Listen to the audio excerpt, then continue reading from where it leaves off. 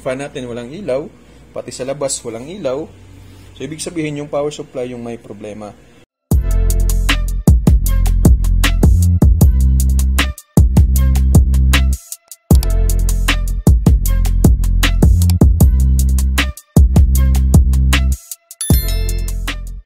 Magandang araw po sa ating lahat mga kaibigan. Muling nagbabalik po, Highlycom Works. Ngayon mga kaibigan ay ibabahagi ko po sa inyo kung ano po ang dapat nating gawin kapag tayo po ay nasiraan po ng piso wifi. So magbibigay po tayo ng tips mga kaibigan, base lamang din po sa amin pong experience as a builder and seller po ng piso wifi for 3 years. Dahil sa 3 years na akong nagbebenta mga kaibigan ng piso wifi, marami ho tayong natutunan, hindi lang sa parts or functions ng piso wifi mga kaibigan, lalong-lalo na din kung paano i-handle ang mga iba't ibang karakter or ugali po ng ating pong mga customer. Sana sa video ito ay may matutunan ho tayo mga kaibigan, lalong-lalo na pag tayo po ay window owner or buyer, at sana po ay makapagbigay ho tayo ng konsiderasyon sa atin pong mga window seller or builder. Pag may problema po mga kaibigan sa atin pong mga piso wifi, ay ganito lamang po ang atin pong gagawin. Unang-una mga kaibigan, dapat kalmado lamang po tayo. Napaka-importante at napakahalaga po ito mga kaibigan. Ito po mga kaibigan, pag nasira po ang inyong piso wifi, huwag na huwag po ninyong hawakan ang mga wirings or pukpukin ang box mga kaibigan or mga pyesa na nasa loob nito. Huwag po tayong magbabaka sakali mga kaibigan na maayos po yung atin pong window kung atin pong pupukpukin yung box or yung mga pyesa mga kaibigan sa loob nito.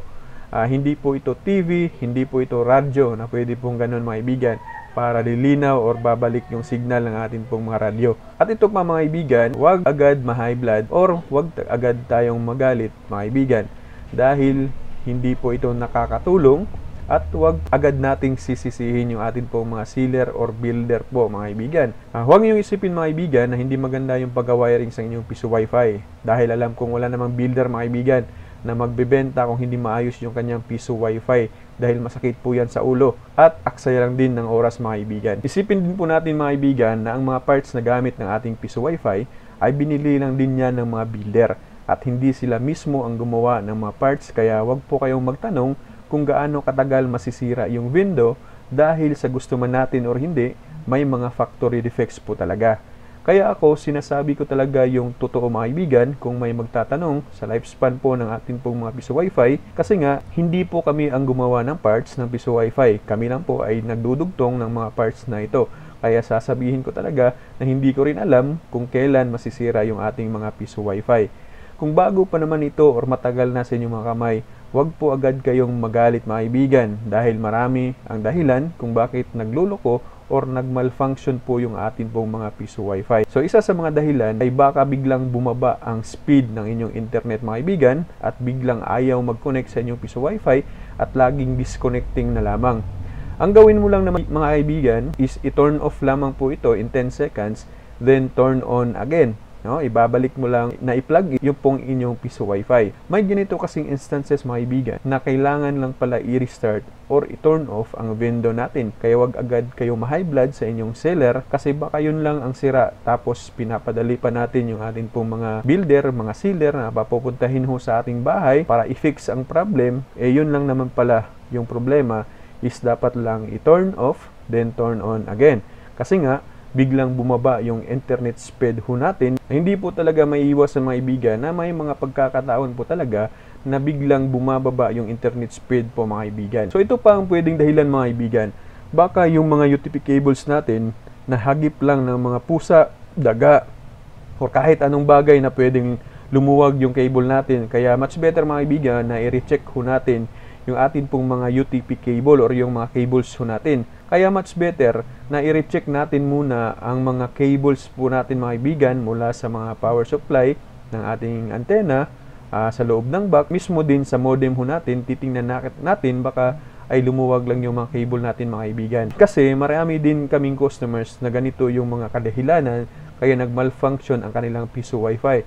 Lumuwag lang pala yung mga cables na galing sa mga LAN port, modem, or sa power supply po ng antena. At ito pa mga kaibigan, kaya nagmalfunction yung ating piso wifi, isa sa mga dahilan din ay baka nagkabaliktad yung mga UTP cable or mga cables ho natin. Baka po tayo ay nag-reset up ng ating pong piso wifi para i-arrange ho natin ito Tapos pagbalik ho natin ay nagkabaliktad. Kaya ang dahilan ay nag-malfunction, hindi na nakakonect, nag-disconnecting na lamang. Tandaan din natin mga kaibigan, at importante din po ito, lalong-lalo na kung tayo po ay gumagamit ho ng PLDT, yung atin pong ISP, make sure na yun pong atin pong nilagyan ng ating UTP cable ay nasa port po ng LAN 1. Kasi kadalasan, naka-close po yung LAN 2, 3 and 4 sa modem ng PLDT or sa ibang modem po mga kaibigan, kung anumang ISP yung gamit ho natin. So ito yung isa sa mga dahilan mga kaibigan kaya nag-malfunction yung atin pong mga piso wifi. Pero kung nagawa mo na ang lahat ng mga ito, na-check mo na yung cable, kung lumuwag ba ito, na-check mo na din yung internet ninyo kung okay pa din. So pag ayaw po mga kaibigan na ma-fix sa ganung paraan, ang gagawin ho natin is ganito. Take a picture or video sa loob ng box at labas. So mga kaibigan, huwag po ninyong kalimutan na hindi po manghuhula ang ating pong mga sealer or builder. Pag nagpa-support po tayo online, una talaga is dapat may paggalang din po tayo sa kanila. Huwag po kayo mag-chat or mag-send ng message mga kaibigan na may mga emoticon na may sungay or yung galit na emoticon kasama ng atin pong mga messages. Instead, pag nagpa-support po tayo, mag-send po kayo ng video or picture para makita at ma-analyze ng ating builder or sealer kung ano yung posibleng problema ng ating piso wifi. Huwag po kayong mag-message mga kaibigan ng halimbawa walang picture, wala kayong na-send na video. So sasabihin lamang ninyo, "Sir, ano kaya ang problema ng window ko? Sana matulungan nyo ako, paki-reply naman." Tapos walang kasamang picture, hindi ka nag-send ng video. Kaya mga kaibigan, nasisira lalo yung ating window kasi nga hinuhulaan na lang ng ating mga builder ang problema. Tapos tayo naman na atat ma-fix yung problem, hinahawakan natin ang mga bagay na wala naman tayong ideya kung ano ito or kung ito ba ang posibleng problema. Kadalasan na nasisira mga kaibigan is yung board po ng atin pong mga piso wifi. Dahil ang ginagawa ho natin, patay sindi na po yung atin pong mga window, ginagalaw yung ating mga wirings, pati yung coin slot, kaya ganun na ang nangyayari mga kaibigan. Kasi nga, hindi ho tayo nag-send ng video, hindi ho tayo nag-send ng picture, at naniniwala na tayo dun po sa atin pong mga builder na manghuhula o nanghuhula na sila. Kaya I suggest mag-send kayo ng video or picture para mas klaro yung solusyon na atin pong matatanggap. Ito yung mga bagay na pinagawa ko sa aking mga customers mga kaibigan pag may problema sa kanilang mga piso wifi para malaman ko kung ano talaga yung problema ng kanilang piso wifi. Pinaka-importante po talaga mga kaibigan at lagi ho nating tandaan na dapat pag nagpa-support ho tayo online ay talagang may paggalang tayo sa atin pong mga builder. Dapat alam natin maibigan yung kanilang sitwasyon. Kasi nga, pag ikaw naman siguro maibigan ay nasa sitwasyon ng builder or seller ng piso wifi tapos pinagalitan mo agad, first message mo sa kanya, or di maganda yung mga mensahe mo, sure ako maibigan na hindi po ma-fix yung problem. Mas lalong madadagdagan yung atin pong problema at hindi po solusyonan yung atin pong mga piso wifi kung ganun yung atin pong approach sa atin pong mga builder or sealer. Ito yung mga chine-check ko nga pala mga kaibigan. Pag nakita ko na yung video, halimbawa nag-send ko kayo ng video or picture, ito yung ginagawa ko. Chine-check ko sa loob ng box para titingnan kung saan banda yung may problema at makikita ko din kung ano ba talaga yung problema, kung may problema po ba talaga sa inyong mga window. So number 1, sinisilip ko yung main board kung may light indicator pa. Pag wala itong ilaw mga kaibigan, pinapahawakan ko yung square block sa gitna. Mapapansin niyo yung board, may nakalagay dyan na H3, OP1 man or OPPC. All winner H3 mga kaibigan ang tawag nila. I tell you frankly mga kaibigan, ayaw ko munang mag-comment muna sa RPI board since OP lahat ng gamit ko. Pangalawa mga kaibigan, sinisilip ko yung LAN port ng board if may light indicator ito at kaunting light blinking sa LAN port niya. Pag wala itong ilaw, mas madali sa akin kung anong susunod kong titingnan kung saan talaga yung main problem. Number 3 mga kaibigan, sinisilip ko yung USB LAN or gigabit LAN if may light indicator din ito. Number 4 mga kaibigan, sinisilip ko din yung coin slot kung may light 0 number pa ito, kung naka-on ito or kung okay pa yung coin slot. Hindi natin masasabing sira yung coin slot kung may ilaw or wala kasi may power cut po na setup sa iba pong mga diagram or wirings ng piso wifi. Panglima, sinisilip ko din yung relay kung may relay ang wirings ng ating piso wifi, kung may light indicator ba ito, pati na rin ang buck converter kung may light indicator din ba ito.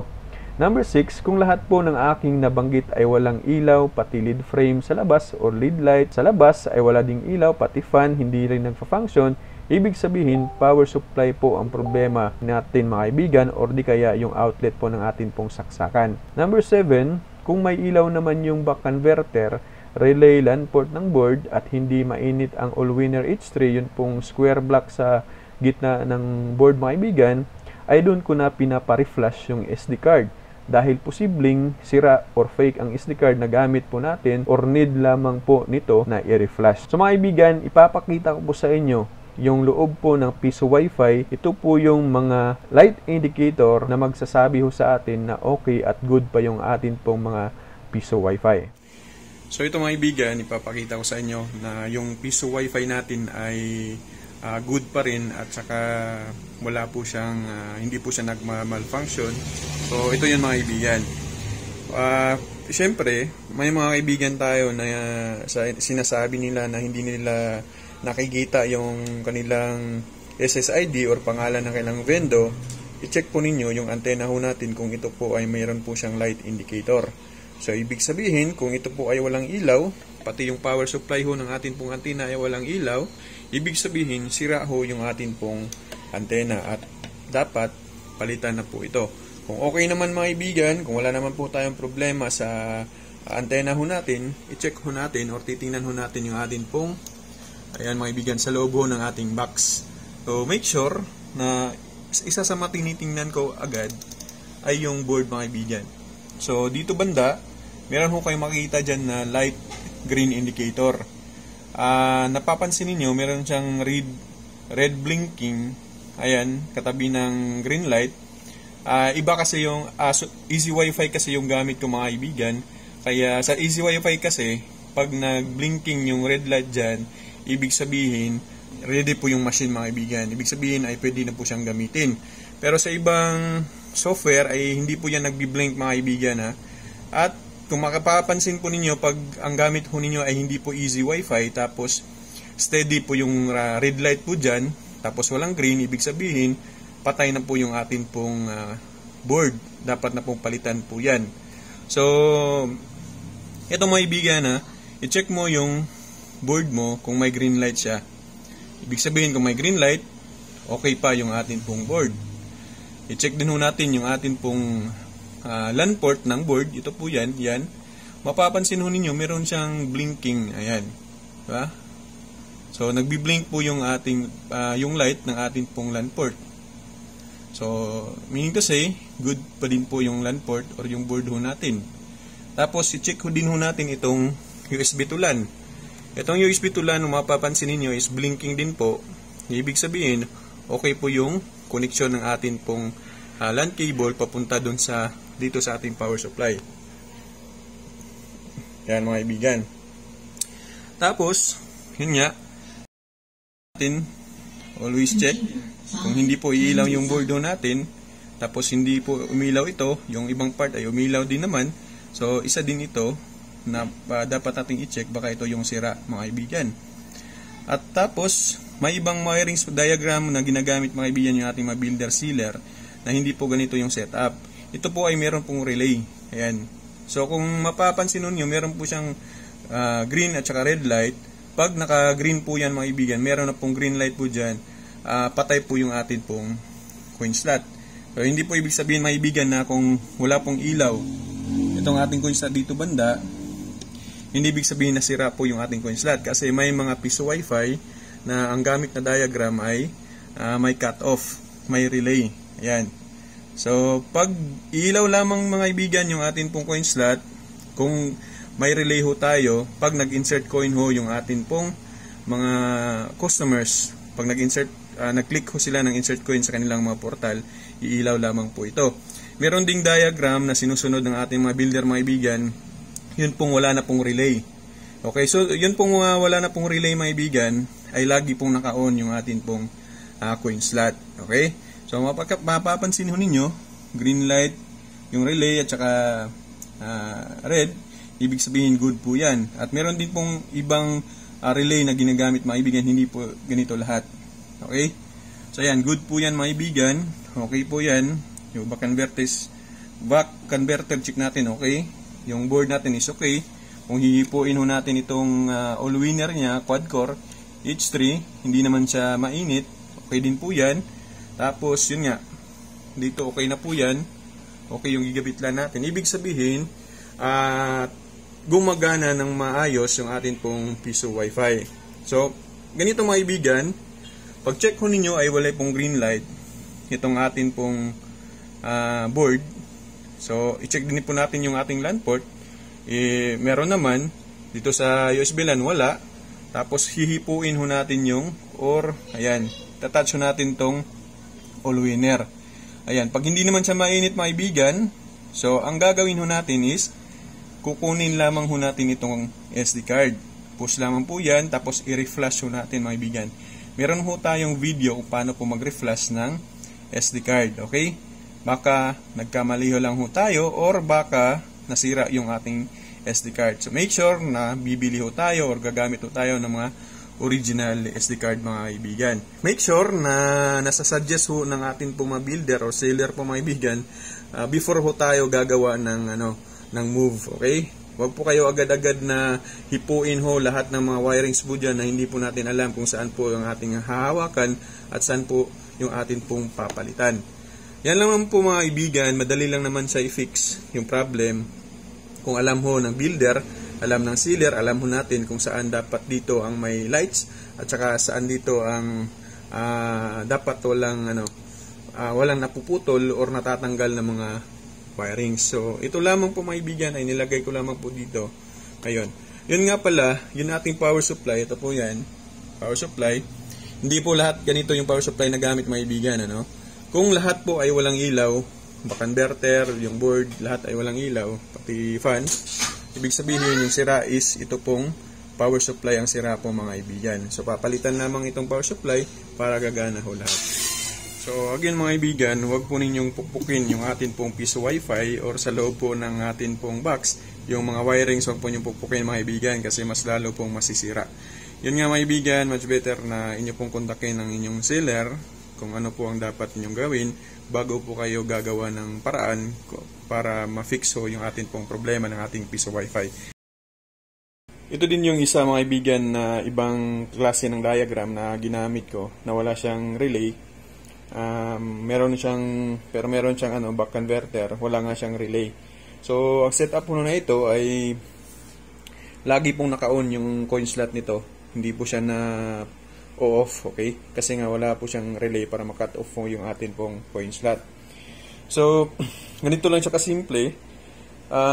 Kadalasan ito yung gamit ko mga kaibigan dahil mas madali siyang i-troubleshoot at saka since na gumawa ako ng ganitong diagram o ito yung ginamit ko na diagram ay hindi siya masakit sa ulo at walang masyadong troubleshooting na nagaganap mga kaibigan sa mga lahat na aking binibintahan ng piso Wi-Fi sa ganitong setup, okay?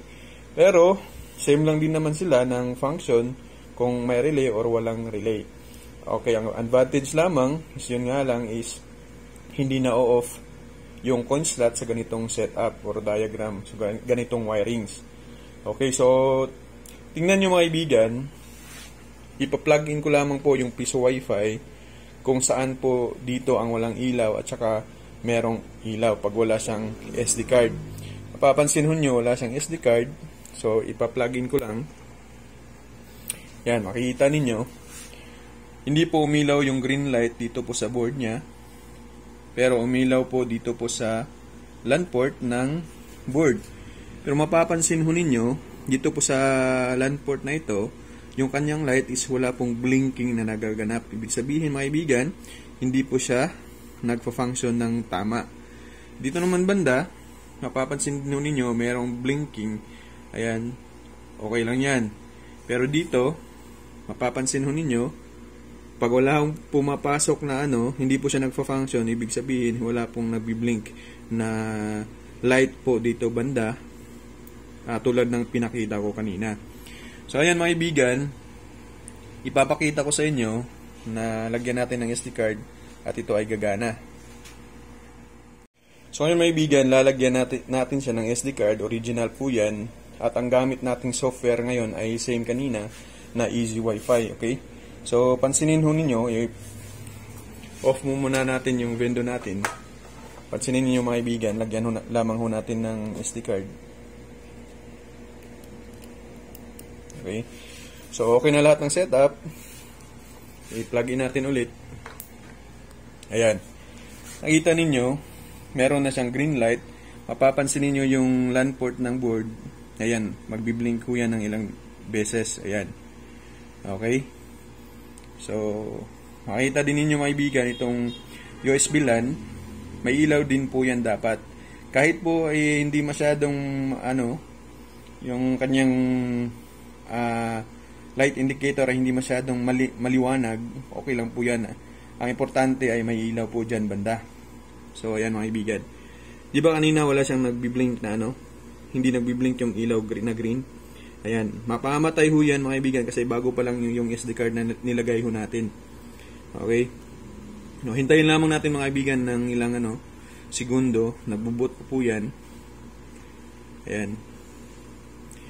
Mapapansin natin mga kaibigan pag ito ay ready na kapag naka red light na po itong banda dito, itong light indicator na ito.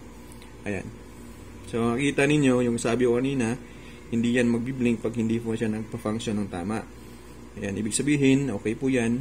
So, wait lang natin saglit hanggang mag-red light po yung katabi ng green. So, ayan mga kaibigan, napapansin ninyo, nagbiblink na po yung red light. Ibig sabihin, ready na po yung ating piso wifi na hulugan mga kaibigan. Diba? So, napakadali lamang naman na i-monitor or madali lamang mga kaibigan na i-search po yung problema ng ating piso wifi.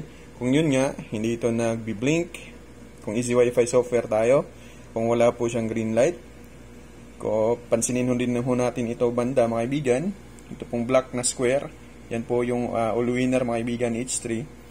Kung hindi po siya mainit, okay po yung atin pong mga board. So kung wala po siya, kung sira po yung SD card, walang SD card, hindi po iilaw dito banda.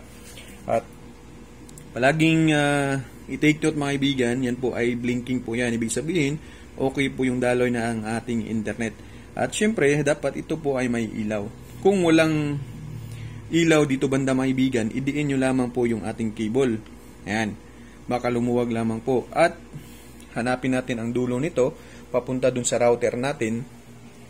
Dun sa router, kung hindi maluwag at okay lang ba yung pagkasaksak. Pagkatapos, dito banda, kung wala siyang ilaw, make sure na itong connection niya sa dulo nito ay dun sa power supply ng ating antena. Make sure na diin ho natin ito ng maigi. Ayan. At make sure na yung antena ay meron din po siyang ilaw. So yun mga kaibigan, tandaan ho natin na kapag wala pong ilaw yung atin pong USB LAN, baka po lumuwag lamang po dito banda. Pag wala pong ilaw dito banda, baka lumuwag lamang po yan sa board or dun sa router ho natin or dun sa power supply po natin mga kaibigan. Tapos, make sure na yung SD card is tama po yung kanyang pagkalagay at make sure na ito po ay meron na pong naka-flash na image ng atin pong ginagamit na software. Okay? Taging tandaan, pag wala pong ilaw ang green light, meron ka namang SD card, hipuin po natin ito. Pag mainit, ibig sabihin, kailangan ng palitan yung atin pong board kasi patay na po yan. At kapag ang red light ay steady at walang green light, kung meron mang green light, hipuin din po natin ito. So, ibig sabihin, sira po yung atin pong board mga kaibigan. At laging tandaan din na ang buck converter ay meron pong light indicator. Pag yan po ay patay, siyempre patay din po yung ating board. Wala pong supply na mapupunta ho dito, ibig sabihin patay po yan. So, kung patay po ito po yung isa sa mga problema ng ating piso wifi. So, yan naman po yung palitan kung nakakasiguro ho tayo na yan po ay talagang sira mga kaibigan, na wala po siyang supply galing dito sa ating power supply. Kung lahat naman po ay walang ilaw, pati yung fan natin walang ilaw, pati sa labas walang ilaw, so ibig sabihin yung power supply yung may problema. Binalik ko lamang mga kaibigan kung ano yung dapat nating gawin, okay? So yun po mga kaibigan, yung actual na video, nakikita ho natin yung pong diagram na meron pong relay at saka yung wirings po na wala po siyang relay. So yun po yung mga light indicators na talagang titingnan ho natin sa ating pong piso wifi kung meron pa po yun mga kaibigan. Lagi po yung tatandaan mga kaibigan, yun pong mga tips ho natin dun po sa actual na video na akin pong sinasabi kung saan natin o paano natin kikilatisin yun pong atin pong mga sirang piso wifi. So ito naman yung judgment ko mga kaibigan. Pag nakita ko mga kaibigan na hindi kaya ng buyer ko ang pag-fix ng problema online, last option ko po talaga is ibabalik nila sa akin ang piso wifi. Pero under warranty pa po ito, ay ako po yung mag-handle ng shipping back and forth. Ito yung lugi na part sa amin mga kaibigan kung under warranty pa ang piso wifi. Kaya nga, pag mas mura yung piso wifi, I am sure mga kaibigan na mahirap po mag-warranty. Kaya hindi po sana kami bababa ng 9,000 mga kaibigan. Kasi nga, sa ngalan ng warranty. Pero pag hindi na under warranty, syempre, pinapahandle ko ito sa akin pong mga buyers. And hopefully mga kaibigan, maintindihan po ninyo yung part namin, no? Or sa inyong mga builder or seller sa ganitong sitwasyon. Total, nagma-monthly income naman po tayo sa atin pong mga piso wifi, maliban na lamang sa mga baguhan pa or sa mga under warranty pa na mga piso wifi. At take note mga kaibigan, doon tayo sa warranty na legit. Kasi may nagwa-warranty po mga kaibigan ng 3 to 6 months, tapos napakamura ng benta ng piso wifi. Kadalasan sa mga ganito mga kaibigan, iiwan ka sa ere. Hindi naman lahat, kadalasan kasi mga kaibigan sa mga mura at napakataas ng warranty, kaya imposible ho napapansinin pa po kayo kasi nga mura at saka napakahaba ng warranty na binibigay ho sa atin. Parang nga sa akin mga kaibigan, ang 1 month warranty ay napakabigat na yan sa part ko, lalong-lalo na kung ito ay nasa malayong lugar. But praise God kasi mga kaibigan, nasa 3 to 5% lang naman yung mga tech support namin online sa mga malalayong lugar. So take note din po mga kaibigan, ito po again ang akin pong sasabihin, pag tayo po ay nagpapasupport online, di po talaga maiiwasan ang delay replies, no accept calls, no? Pagtatawag tayo, hindi ho tayo ina-accept ng ating pong mga builder or seller. Ang ginagawa lang ng ating mga seller mga kaibigan ay nag-schedule ho tayo kung kailan ho tayo mag-chat, kailan po magtatawag. Pero hindi ibig sabihin mga kaibigan na iniwanan na ho tayo or hindi ka napapansinin ng inyong seller. Maliban na lamang kung kayo po ay na-block na sa kanyang means of communication, no? Kung kayo po ay na-block na sa messenger, iba na yung number, hindi na matawagan, yun, ibig sabihin nun, iniwan ka na. Kasi nga po mga kaibigan, is pareho lamang ho tayo na kailangan din na magpahinga, kailangan din mag-CR, kailangan din kumain, or baka yung seller po ninyo ay nasa taas pa ng tower, nagkukumpone po ng sirang radyo or connection, kaya hindi po ma-accept yung tawag ho ninyo or hindi po kayo ma-replyan. Kaya much better mga kaibigan, hintayin lamang po natin ang atin pong mga reply ng atin pong mga builder or seller mga kaibigan. At hintayin din ho natin yung kanilang final judgment sa atin pong mga piso wifi na may problema. Kung may mga pagkukulang man tayo mga kaibigan sa atin pong video ngayon or gusto po ninyong idagdag mga kaibigan, mag-comment lamang po kayo sa baba ho ng atin pong video. At sana ay may natutunan po kayo sa videong ito mga kaibigan. Huwag din po ninyong kalimutan mga kaibigan na mag-subscribe, mag-like at click ng atin pong notification bell para pa po sa susunod ng ating video. Mga kaibigan, stay safe po kayong lahat. Magandang araw po sa inyong lahat and God bless us all.